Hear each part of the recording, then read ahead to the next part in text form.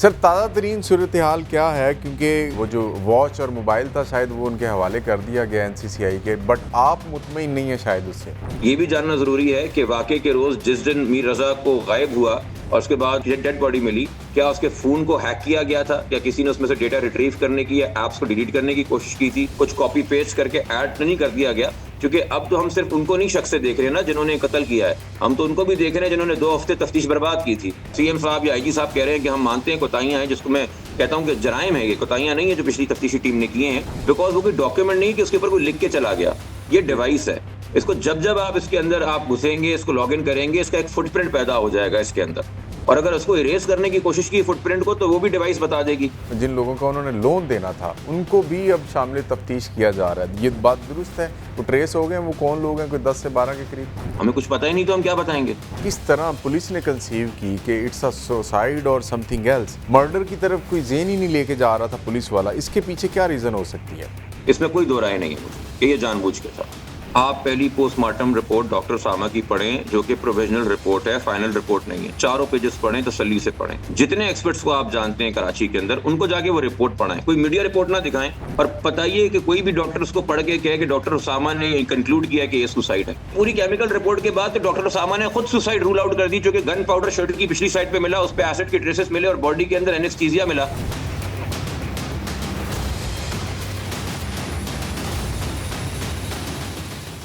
अस्सलाम वालेकुम, GNN Studios में खुशामदीद। मैं हूं उमर बशीर। मीर रज़ा अली के ख़ानदान को इंसाफ फराहम करने के लिए एक दफ़ा फिर कब्र कुशाई की गई है।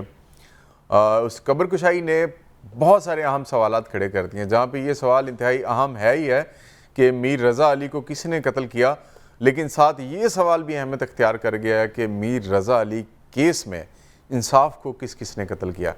मेरे साथ मौजूद हैं मीर रज़ा अली मकतूल के वकील, human right activist Jabran Nasir. अस्सलाम वालेकुम जबरान भाई। वालेकुम सलाम।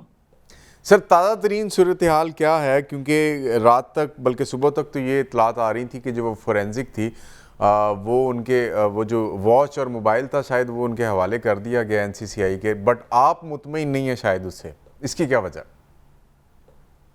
सर, मैं तो बज़ाते खुद वहाँ पे नहीं था मौजूद, मेरी टीम से वहाँ पे मेंबर्स थे जब NCCI को हैंड ओवर किया, NCC का कहते हैं इक्विपमेंट कल।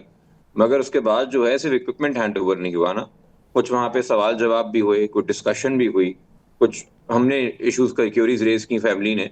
उसके बाद वाज़ेह हुआ हमें कि बेहतर है कि पाकिस्तान की जो प्रीमियर एजेंसी है, पंजाब जी जी। फोरेंसिक साइंस एजेंसी, जो इंटरनेशनली एक्रेडिटेड है, हम वहाँ से क्यों ना कराएं।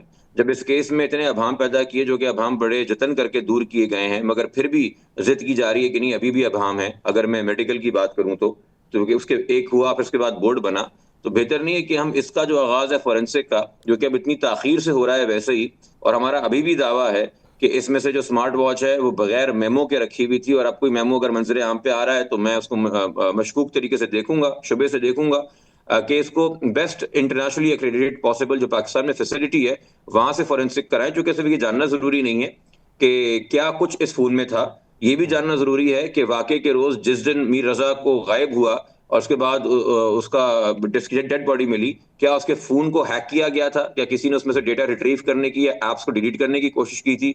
और ये भी जानना जरूरी है कि जिस दिन से वो फोन पुलिस के पास है और उससे पहले कह रहे हैं किसी मजदूर के पास था, और सोयम के दिन से स्मार्ट वॉच उनके पास है, तो कितनी बार इसको एक्सेस किया गया अनऑफिशियल तरीके से, इसमें से क्या क्या डेटा रिट्रीव करने की कोशिश की गई, कुछ कॉपी पेस्ट करके ऐड तो नहीं कर दिया गया। क्योंकि अब तो हम सिर्फ उनको नहीं शख्स से देख रहे हैं ना जिन्होंने कत्ल किया है, हम तो उनको भी देख रहे हैं जिन्होंने 2 हफ्ते तफ्तीश बर्बाद की थी।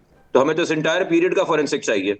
तो बेहतर है कि ये काम वहीं से कराया जाए जो पाकिस्तान की नंबर 1 एजेंसी है फोरेंसिक साइंस के हवाले से।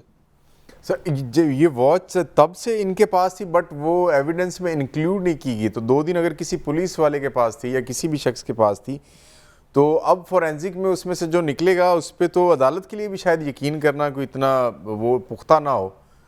क्या लगता है, अदालत मान लेगी अगर ये एविडेंस वहाँ से उसको फोरेंसिक करवा के दिया जाता सिंध गवर्नमेंट की जानिब से, या उनके पास जो फैसिलिटीज़ मौजूद हैं सिंध के पास?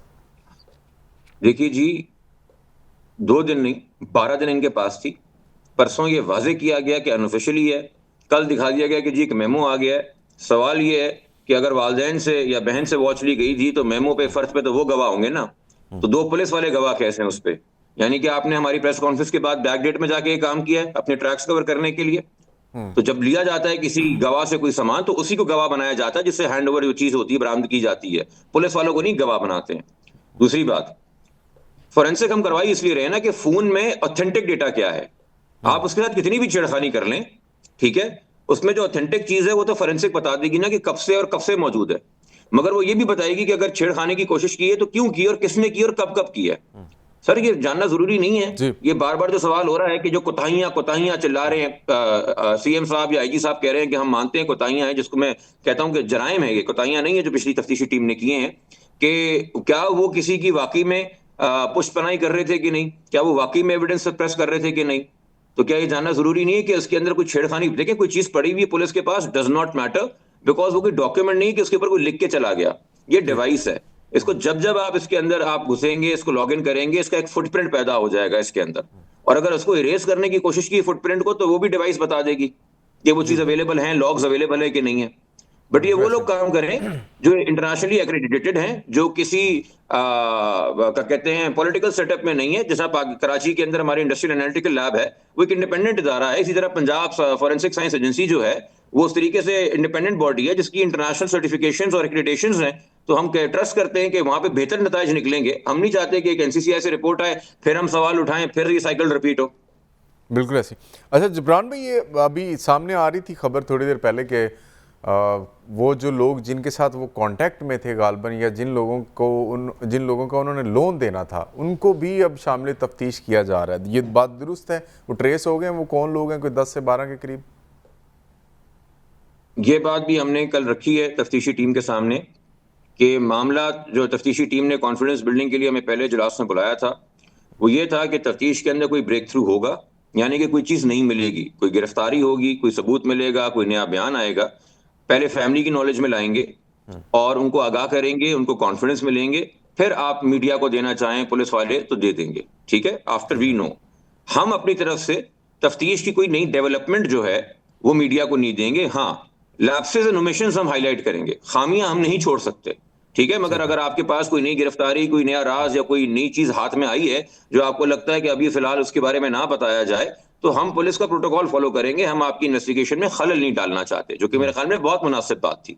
हमें तो कल रात मीडिया से पता चला कि जी 10 गिरफ्तारियां हैं, फलाने से ये लेन देन था, फलाने से वो लेन देन था, जिसपे हमने सवाल किया कि फिर वही बात है, चूंकि देखिए जब ये खबर आती है ना कि इतनी गिरफ्तारियां हो गई हैं, तो कुदरती बात है वालदेन को फोन कॉल जाती है कि जी आपका इस पे क्या मौकफ है। आपके अभी सर आपने सवाल पूछा, ये कल रात गिरफ्तार हुए, इनके बारे में आप क्या बताएंगे। हमें कुछ पता ही नहीं, तो हम क्या बताएंगे।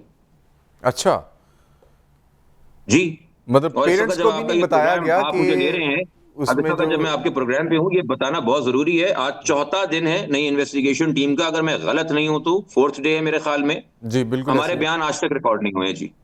अच्छा, अभी तक बयानात भी रिकॉर्ड नहीं हुए?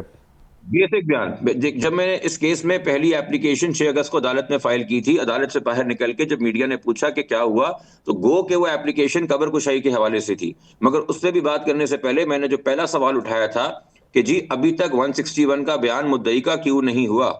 6 तारीख से लेके आज हम 13 अगस्त के ऊपर हैं, उसमें कोई चेंज नहीं आया है जी। मुद्दई का 161 का बयान नहीं हुआ, वालदा का नहीं हुआ, बहन का नहीं हुआ।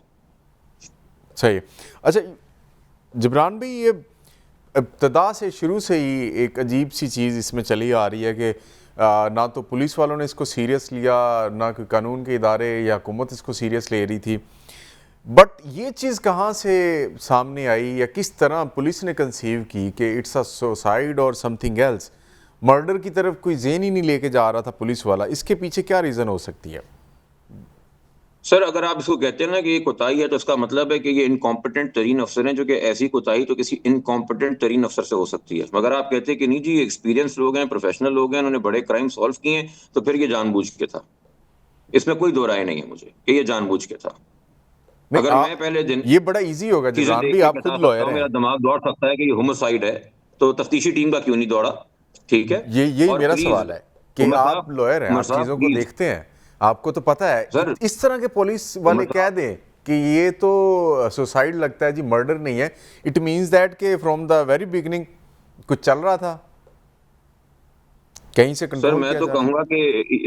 कहूंगा कि शायद इवन बिफोर द मर्डर चल रहा था। अगर हम कह रहे हैं कि ये जो इसके पीछे हैं वो बहुत असर वसूख वाले हैं, और कल एक टेलीविजन के ऊपर जो है मैं देख रहा था कि तो पाकिस्तान पीपल्स पार्टी से जिनकी हुकूमत है सिंध में, उनकी एक रुकन ने भी कहा कि जी हाँ, उनको भी लग रहा है कि शायद इसके पीछे कोई बहुत इन्फ्लुएंशियल लोग हों। तो ये अभाम हमारा शेयर करने से तो प्रोग्रेस नहीं होनी, प्रोग्रेस होनी है कि उन लोगों का ताक़ुब किया जाए और उनको पकड़ के सामने लाया जाए। और मैं एक और बात भी बड़ी वाज़ेह कर दूं कि जब पहले जुडिशियल कमीशन की पेशकश की गई थी, जी, आप देख लीजिए शहजाद इकबाल के शो पे होम मिनिस्टर साहब आए थे जी। और उन्होंने कहा था कि जो नई तफ्तीशी टीम है वो इसके मातहत होगी कमीशन के, यानी कि कमीशन इस केस को इन्वेस्टिगेट करेगी या उनको हम इन्वेस्टिगेशन सौंप रहे हैं, और वो देखेगी कि पहली मेडिकल रिपोर्ट सही है या दूसरी मेडिकल रिपोर्ट सही है। जबकि ये बहस अब हो ही नहीं सकती, क्योंकि दूसरी मेडिकल बोर्ड 8 डॉक्टरों की है, पहली रिपोर्ट 1 डॉक्टर की है, अगर आप ये कह रहे हैं, और पहले डॉक्टर ने भी अब ये कह दिया कि ये सुसाइड नहीं है अपनी फाइनल रिपोर्ट के अंदर। और अब जब हमने कह दिया कि नहीं, तफ्तीश तो पुलिस ही करेगी, फिलहाल जुडिशियल कमीशन की जरूरत नहीं है, मौके आने पे अगर पुलिस 100% पुलिस की दूसरी टीम भी नाकाम होती है, तब हम जाके जुडिशरी को इन्वॉल्व करेंगे। तो अब जो सवाल किया जा रहा है सेकंड तफ्तीशी टीम की कारकर्दगी पे, या जो पुरानी प्रीवियस टीम थी कि उनके खिलाफ आप कार्रवाई क्यों नहीं कर रहे, उनकी कोताहियां मानने के बावजूद, तो कह रहे हैं जी वो तो कोताहियों की कार्रवाई जुडिशियल कमीशन ने करनी थी, वो फैमिली ने इनकार कर दिया, वो जुडिशियल कमीशन तो सिर्फ माजी की गलतियां देखने के लिए बन रहा था। तो ये आप उनके पहले के बयान और अब के बयान निकालें और उनको कंपेयर करें, तो आपको नजर आ जाता है कि अनफॉर्चुनेटली अभी भी गुड फेथ के अंदर हुकूमत इस मौकफ इख्तियार नहीं कर रही। और ये पहले जो पोस्टमार्टम हुआ उसमें इसको मर्डर नहीं करार दिया गया जी, गोली सामने से चलती उसमें दिखाई गई जबकि गोली पीछे से लगी, और फिर जो एविडेंस वहाँ से रिसीव हुए 6 दिन बाद जाके बुलेट वहाँ से रिकवर की जा रही है या उस उमर एरिया से साहब जाके। आप उमर आप साहब जी जी उमर साहब आप पहली पोस्टमार्टम रिपोर्ट डॉक्टर सामा की पढ़ें, जो कि प्रोविजनल रिपोर्ट है, फाइनल रिपोर्ट नहीं है। चारों पेजेस पढ़ें, तसल्ली से पढ़ें। और मैं आपको कहता हूं, अपनी बतौर सहाफी जिम्मेदारी पूरी करें। जितने एक्सपर्ट्स को आप जानते हैं कराची के अंदर, उनको जाके वो रिपोर्ट पढ़ाएं, कोई मीडिया रिपोर्ट ना दिखाएं, वो 4 पेजेस पढ़ाएं, ठीक है? और बताइए कि कोई भी डॉक्टर उसको पढ़ के कहे कि डॉक्टर उसामा ने कंक्लूड किया कि ये सुसाइड है या इंडिकेट किया ये सुसाइड है। डॉक्टर उसामा ने सिर्फ ये बोला कि गोली मेरे ख्याल में सीने पे लगी है। उमर साहब, आपने कितनी डेड बॉडीज कवर की हैं, कितने टारगेट किलिंग्स, कितनी पॉलिटिकल किलिंग्स, कितने ग्रूसम मर्डर्स आपने कवर किए जहां पे सीने पे गोली लगी है लोगों को? की है ना? जी तो जी, क्या सीने बिल्कुल पे ऐसे गोली लगने का मतलब होता है ये खुदकुशी है? ये बिल्कुल नहीं है। मजाक का खेस तशरीह किसने की पोस्टमार्टम की? ये तो तफ्तीशी टीम ने की, और उसने वो अपने आला एक्सपीरियंस की राय में जब ये कर दी तशरीह, तो जब उन्होंने किसी क्राइम रिपोर्टर को बताई, तो क्राइम रिपोर्टर ही कहेगा ना यार कि एसएसपी लेवल का आदमी है, चने तो नहीं बेच रहा, कुछ पता होगा इसको। मगर उस रिपोर्ट में डॉक्टर उसामा ने कब कहा? अगर डॉक्टर उसामा ने ये नहीं कहा कि जी मैंने स्कल खोल के नहीं देखा, मुझे नहीं पता अंदर फ्रैक्चर है कि नहीं है, यानी कि अगर तशद्दुद नहीं भी मिला लाश पे, तो फिर तभी हम खुदकुशी कंक्लूड करेंगे। सही है? आप प्लीज, मेडिकल रिपोर्ट कभी नहीं बताती कि ये खुदकुशी है या होमोसाइड है, वो रूल आउट करती है कोई एक चीज। जी ठीक है जी? दूसरी क्या चीज हुई है वो नहीं बताती, वो रूल आउट करती है। सही है? बिल्कुल ठीक। जो हुआ वो हादसा है, वो जानबूझ के है, वो कैसे हुआ, वो लड़ते हुए हुआ, बगैर लड़ते हुआ, ये एक डिफरेंट बात है। मेनली वो रूल आउट करती है अगर उसको इतने क्लियर शवाहिद मिल जाए, जैसे कि अगर आपको टांगा जाए, फांसी दी जाए या आप खुद लटक जाए, तो वी का निशान आता है गले में। बिल्कुल अगर ऐसे आपका गला घोटा जाए, पीछे से रस्सी बांध के खींचा जाए, तो सर्कल का निशान आता है गले में। तो अगर सर्कल का निशान होगा तो वो रूल आउट कर देंगे कि टांग के नहीं मारा। अगर बॉडी टंगी भी मिली है तो ये मौत की वजह नहीं है, क्योंकि निशान तो गोल है, वी तो है नहीं, तो ये फ्रेम किया गया है। इस तरह वो रूल आउट करते हैं। तो अब ये पूरी केमिकल रिपोर्ट के बाद तो डॉक्टर उसामा ने खुद सुसाइड रूल आउट कर दी, क्योंकि गन पाउडर शर्ट की पिछली साइड पे मिला, उस पे एसिड के ट्रेसेस मिले और बॉडी के अंदर एनेस्थीसिया मिला ब्लड के अंदर। मगर पहले 4 पेज में कहां इंडिकेट हुआ सिर्फ इस बात पे कि सीने पे गोली लगी, आपने कह दिया सुसाइड है। ये है क्रिमिनोलॉजी, ये है इनकी फोरेंसिक साइंस स्टडी, ये पुलिस इन्वेस्टिगेशन का एक्सपीरियंस इतने सालों का। इसको आप कोताही कह रहे हैं? नहीं, ये झूठ है जी, ये फरेब था। इसको कोताही मत कहिए। आप कोताही का बहुत माइल्ड लफ्ज इस्तेमाल करके कह रहे हैं जाने तो बच्चे हैं छोटे। ये कल को डीआईजी बन जाएंगे एसएसपी साहब, अगला रैंक बिल्कुल वही ऐसे होता ही। है मेरे ख्याल में एसएसपी के बाद। अच्छा तो पूरा जबरान डिस्ट्रिक्ट और जिला इनके अंडर होगा। मुझे एक चीज़ बताइएगा कि मीर रज़ा के जो फर्स्ट 24 आवर्स हैं, मतलब जब वो कह के निकला कि जी मैं 10 मिनट के लिए जा रहा हूँ, और फिर एक दिन बाद पता चलता है कि जी वहाँ पे बॉडी पड़ी है नर्सरी के पास और लाश को रिकवर किया जाता है, क्या पुलिस ने अब तक उस टाइमलाइन को डिज़ाइन कर लिया हुआ है, उनके पास आ गया हुआ टोटल, या थ्रू जियो फेंसिंग या कि किस किस को कॉल हुई, एक 24 आवर की इन्वेस्टिगेशन आपको मिली अभी तक? नहीं जी। आज इजलास है, उसमें पता नहीं शायद हमें क्या आगाह करें, क्या नहीं आगाह करें। और वो भी हम ये कंफर्ट देंगे पुलिस को कि अगर आप नहीं चाहते कि हम कोई चीज़ डिस्क्लोज करें तो हम नहीं करेंगे। अगर आपको लगता है ये क्रिटिकल एविडेंस है, इसकी प्रिजर्वेशन ज़रूरी है, इसमें खामखा कोई आउटसाइड इंटरफेरेंस ना हो। मगर हाँ, कोई लैप्स और मिशन होगा, we do not owe anybody any favour. मैं फैमिली का वकील हूँ, फैमिली इसमें विक्टिम है, उनको इंसाफ चाहिए। नई टीम हो, पुरानी टीम हो, कोई भी अफसर हो, इवन जुडिशियल कमीशन क्यों ना हो, तमाम पब्लिक सर्वेंट्स हैं।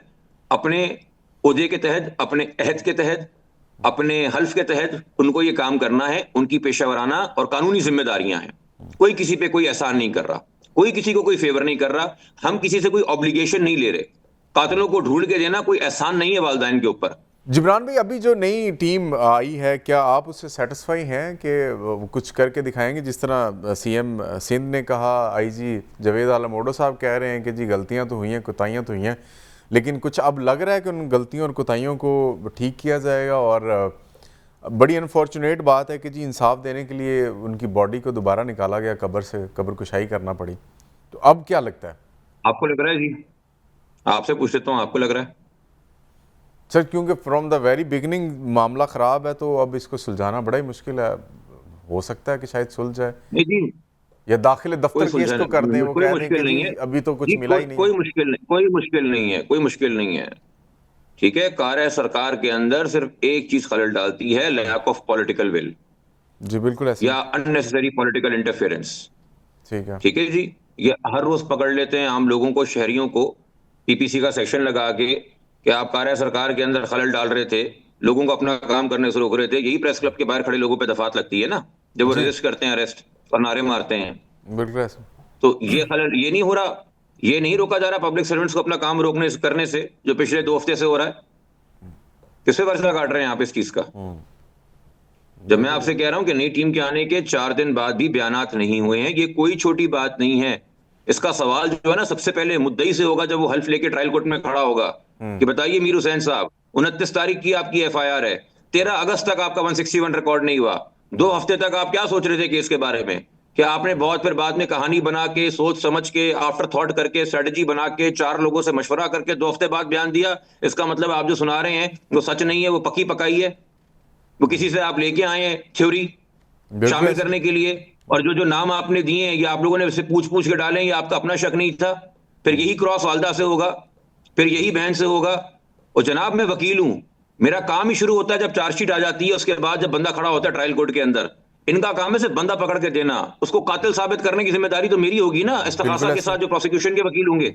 बिल्कुल ऐसे। तो हम तो ये थोड़ी देखने के लिए 2 महीने में क्या होना है। मैं तो अगले 2 साल का, 2.5 साल का, 3 साल का, जितना लंबा चलेगा वो ट्रायल देख रहा हूं। तो अगर मैं ये सवाल उठाता हूं तो ये ना कहें कि ये हर इशू के ऊपर क्यों मसले पैदा कर रहा है, क्योंकि ये तो खबर लगा के पैसिफाई करने में कि जी हो गया काम, हो गई प्रोग्रेस, पहुंच गए यहां तक। वो एक एक कागज तुमने कैसे लिखा है, एक एक फर्द कैसे बनाई है, रोजनामचे की एंट्रियां प्रॉपर है कि नहीं है, कौन कौन किस जगह पे विटनेस था, ये सारी चीजें ट्रायल के अंदर इंपॉर्टेंट होती हैं। इसी पे बरी हो जाते हैं ना वो लोग जिनके घर के बाहर भी लाशें मिलती हैं कि ये काम सही से नहीं हुआ था, इन्हीं टेक्निकलिटीज के ऊपर। इनको बैठ के मैं ज्यूरिस्प्रूडेंस की और क्रिमिनल लॉ की क्लासेस दूं, जिसका नाम सिंध हुकूमत है, कि ट्रायल कैसे होता है और कानूनी शहादत ऑर्डर में क्या लिखा है। दुरुस्त। जिब्रान भाई, जो एमएलओ था जिसको अब हटा दिया गया, सिर्फ हटाया गया, उसके खिलाफ कोई कार्रवाई हुई? क्योंकि जब खुद वजीर आला सूबे का सरबरा ये कह रहा है कि मैं आपको जवाब दे देता हूं। हमने एप्लीकेशन दी थी, हमने एप्लीकेशन दी है 6 अगस्त को पुलिस सर्जन साहबा को और हेल्थ सेक्रेटरी साहब को, और रिसीव कराई है 6 अगस्त को। ठीक है, हमने इंक्वायरी का मुतालबा किया था, जिसके नतीजे में पुलिस सर्जन साहबा ने उनको एक्टिव एमएलओ ड्यूटी से हटा दिया और वो अब इंक्वायरी पेंडिंग कर रहे हैं। वो इस वक्त कराची की किसी अस्पताल के अंदर एमएलओ के फराइज जो है वो सरअंजाम नहीं दे रहे हैं। तो चले, उन्होंने तो अपने मातहत इंक्वायरी शुरू कर दी, एक बंदे को हटा दिया। पुलिस के वो जो आला तरीन अफसर हैं जिन्होंने बेड़ा गर्क किया इन्वेस्टिगेशन का पिछले 2 हफ्ते, उनमें से कोई सस्पेंड हुआ है जी? उनमें से किसी को एक्टिव सर्विस पोस्टिंग से हटाया है? उनमें से किसी के खिलाफ इंक्वायरी लॉन्च हुई है? तो पुलिस सर्जन तो अभी भी अपना काम कर रहा है, हेल्थ वो उनका डिपार्टमेंट। पुलिस तो आज भी अपना काम नहीं कर रही, ये आपके सामने है।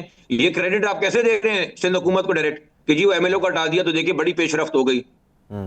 साथ में उनकी क्यों नहीं हुई? एमएलओ ने तो एक रिपोर्ट बनाई थी जिसमें उसने लिखा भी नहीं था सुसाइड था। उस रिपोर्ट को लेके जिन लोगों ने कहानी बनाई है वो कोताहियां हैं।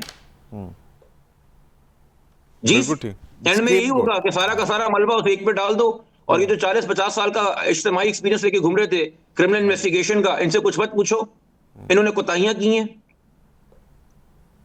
नहीं सर, ये 40-50 साल का इज्तिमाई जो है वो इसके पीछे कुछ और भी होगा। अगर केस आगे बढ़ता है, तहकीकात होती हैं, गैर जानिबदाराना तहकीकात होती हैं, तो कुछ ना कुछ ज़रूर निकलेगा, क्योंकि इतना एक्सपीरियंस होने के बाद इतनी जाहिलाना और बेवकूफ़ाना रिपोर्ट्स नहीं बना सकती पुलिस, या मेडिकल रिपोर्ट्स नहीं बन सकती जिस तरह बनाई गई हैं। सर बहुत शुक्रिया जबरान भाई आपके कीमती वक्त का।